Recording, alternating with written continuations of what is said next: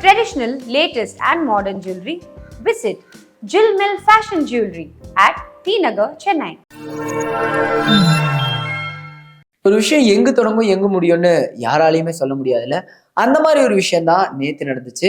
அது ரசிகர்கள் ஒரு மாதிரி எமோஷனல் கனெக்டாகவும் ஆக்கிருச்சு. எஸ், ஒரு பக்கம் வந்து பாத்தீங்கன்னா தளபதி விஜய் அவர்களுடைய கடைசி படமான தளபதி 69 படத்துடைய பூஜை. அண்ட் இன்னொரு பக்கம் சைமல்டேனியஸா தளபதி விஜய் அவர்களுடைய முதல் அரசியல் மாநாடோட பூஜை. ஸோ ரெண்டும் ஒன்னா நடக்கும்போது ரசிகர்களுக்கு ஒரு மாதிரி மிக்சட் எமோஷன்ஸா இருந்ததை பார்க்க முடிஞ்சுது. அண்ட் தளபதி 69ஓட பூஜை பொறுத்த வரைக்கும் அந்த படத்துடைய கேஸ்ட் அண்ட் க்ரூ மெம்பர்ஸ் எல்லாருமே அதில் கலந்துக்கிட்டாங்க. பூஜா ஹெக்தேவா இருக்கட்டும், மம்தா பைஜுவா இருக்கட்டும், நரேனா இருக்கட்டும், ஏன் பாபி தியோலா இருக்கட்டும், எல்லாருமே கலந்துக்கிட்டாங்க. அண்ட் நேத்து சோசியல் மீடியா டைம்லைன் முழுசாவே தளபதி 69ஓட பூஜை போட்டோஸ் தான் இருந்தது. எல்லாருமே அவங்களுக்கு தோணுன விஷயத்தை எல்லாத்தையும், தோணுன கருத்து எல்லாத்தையும் அந்த தளபதி 69ஓட பூஜை போட்டோல வச்சு எழுதிட்டு இருந்தாங்க. பூஜா ஹெக்தேவையும் விஜய் அவர்களையும் பார்க்கும்போது இந்த பேர் நல்லா இருக்கே அப்படின்னு எழுதியிருந்தாங்க. அட இந்த மாதிரி ஒரு கதை பண்ணுங்க அப்படின்னு அவங்களோட கருத்து எல்லாத்தையுமே அந்த பூஜை போட்டோஸ் வச்சு எழுதிட்டு இருந்தாங்க. அண்ட் இந்த தளபதி 69ஓட பூஜையில தான் டி சிவா அவர்கள் வந்து விஜய் அவர்களுக்கு கோட் அப்படின்னு போட்டிருக்கிற ஒரு மோதிரத்தையும் வந்து பரிசா கொடுத்திருந்தாரு. அது எதுக்காக கொடுத்திருந்தாரு அப்படின்னா, கோட் வந்து 100 கோடி ஷேர் தமிழ்நாட்டில் மட்டும் பண்ணியிருக்கிறதுக்காக அதை வந்து ஒரு கிஃப்டா கொடுத்துருக்காரு. அண்ட் அதைய போட்டு விஜய் அவர்கள் ஒரு போட்டோவையும் வந்து போஸ்ட் பண்ணியிருந்தாரு. அதுவுமே நேற்று வைரலா மாறிடுச்சு. அண்ட் அந்த சமயத்துல ரசிகர்களை இன்னும் சந்தோஷமாக்குன நேற்று வந்து இன்னொரு செய்தி என்ன அப்படின்னா, ரஜினி அவர்கள் வெளியிட்ட அறிக்கை தான்.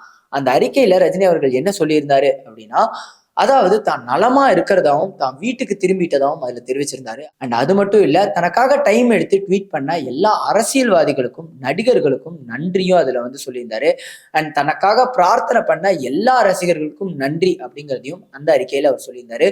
ஸோ இந்த அறிக்கை வெளியே வந்ததுக்கு அப்புறமா ரசிகர்களுக்கெல்லாம் ஒரு சின்ன மன நிம்மதி வந்தது. ஏன் அப்படின்னா, ரஜினி அவர்களுக்கு உடல்நிலை சரியில்லை அப்படின்னு பலருக்கும் வந்து அது ஒரு மாதிரி சங்கடத்தை கிரியேட் பண்ற ஒரு விஷயமா மாறிச்சு. ஸோ இந்த ஒரு அறிக்கையை அவர் வெளியிட்டதுக்கு அப்புறமா கொஞ்சம் ரசிகர்களுக்கு ஒரு சந்தோஷத்தை கொடுக்குற மாதிரி ஒரு விஷயமா மாறிச்சு.